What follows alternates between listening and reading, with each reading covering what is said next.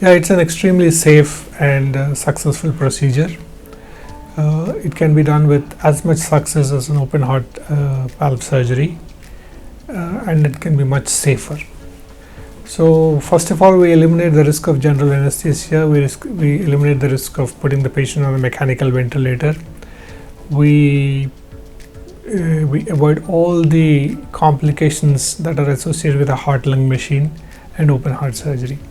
So this is typically performed under local anesthesia. It can be performed in about 45 minutes to 1 hour, and usually within 2 days the patient goes home.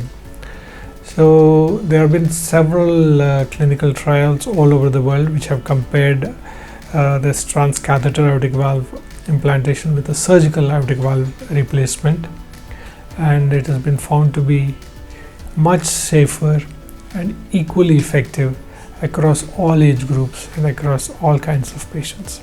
So therefore, in those individuals who are not in a fit position to undergo an open heart surgery, transcatheter valve replacement is the ideal option.